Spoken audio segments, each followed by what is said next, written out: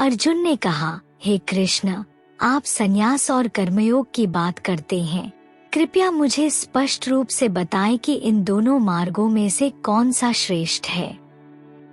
भगवान श्री कृष्ण ने उत्तर में कहा, संन्यास और कर्मयोग दोनों ही परम लाभदायक हैं, परंतु कर्मयोग का मार्ग संन्यास के मार्ग से श्रेष्ठ है।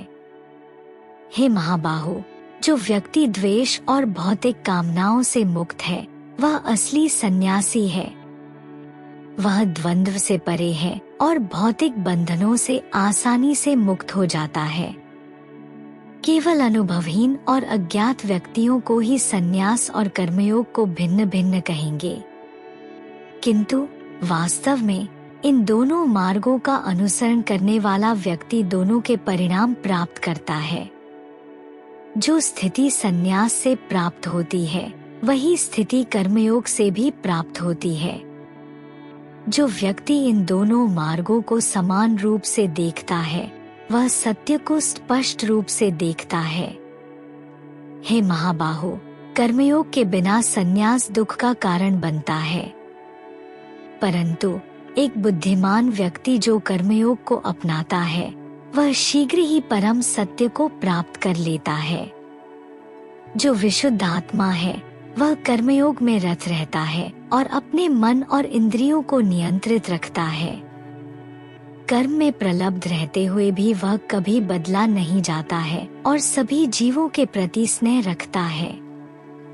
जो सत्य को जानने वाला है, वह दर्शन, श्रवण, सूंघना, खाना, चलना, शयन, सांस लेना, बोलना, मलोत्सर्ग, वस्तु ग्रहण और झपकी में सक्रिय रहे। वह समझता है कि उसकी इंद्रियां उनके विषय वस्तुओं में कार्य कर रही हैं, इसलिए वह यह जानता है कि मैं कुछ नहीं कर रहा हूँ।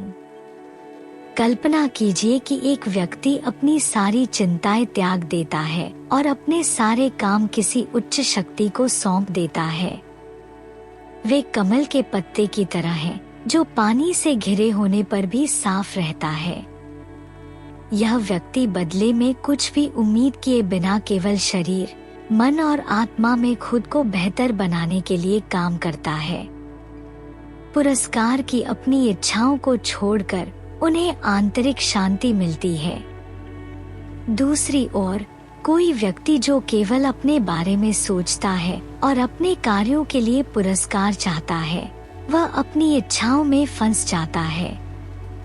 एक व्यक्ति जो अपनी इंद्रियों को नियंत्रित करता है और शांत रहता है, वह अपने मन को नियंत्रित न करने देकर अपने शरीर में खुश रह सकता है। सर्वोच्च भगवान लोगों को अच्छे या बुरे काम करने के लिए मजबूर नहीं करते हैं।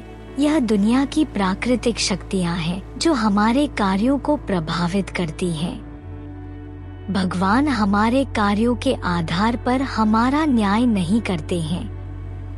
लोग अक्सर गलतियां करते हैं क्योंकि वे सत्य को नहीं समझते हैं, लेकिन जो लोग आत्म जागरूक हैं, वे चीजों को स्पष्ट रूप से देख सकते हैं और खुशी पा सकते हैं। जिन लोगों ने ज्ञान प्राप्त कर लिया है और जो परम सत्ता पर ध्यान केंद्रित करने के महत्व को समझते हैं, जो हमेशा परम सत्ता के बारे में सोचते हैं और उनकी स्तुति करते हैं, और जो परम सत्ता के प्रति समर्पित है, उनका पुनर्जन्म नहीं होगा।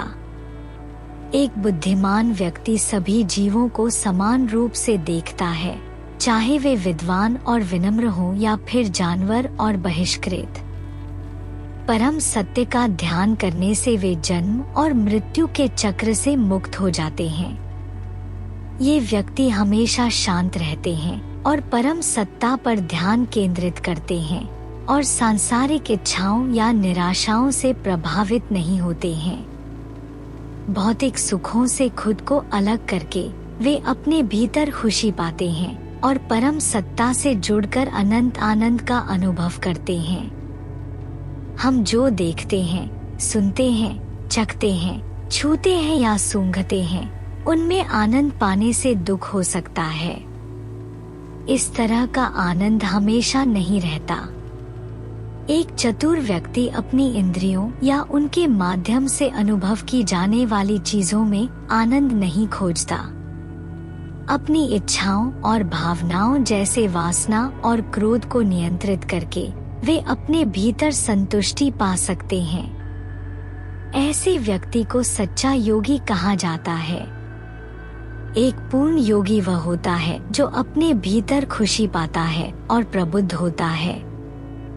वे मुक्ति प्राप्त करके उच्चतर अवस्था तक पहुंच सकते हैं। जो योगी बुरी आदतों से मुक्त हैं, जो आत्मसंयम रखते हैं, जो दूसरों की मदद करते हैं और जो अपने सर्वश्रेष्ठ होने की दिशा में काम करते हैं, वे परम शांति और खुशी की स्थिति तक पहुंच सकते हैं।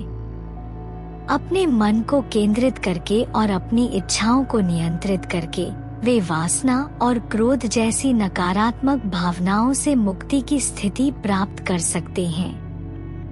वे अपनी सांसों और आंतरिक विचारों पर ध्यान केंद्रित करके और अपनी इंद्रियों को खुद को विचलित न करने देकर ऐसा कर सकते हैं। इस तरह वे सच्ची खुशी और शांति पा सकते हैं। यह समझकर कि मैं ही वह हूँ जो त्याग और तपस्या का आनंद लेता हूँ, सभी ग्रहों को नियंत्रित करता हूँ और सभी जीवित प्राणियों का मित्र हूँ, तुम शांति पा सकते हो। श्री कृष्ण और अर्जुन के संवाद से लिए गए कर्म संन्यास योग नामक 5वें अध्याय की यहाँ पर समाप्ति होती है।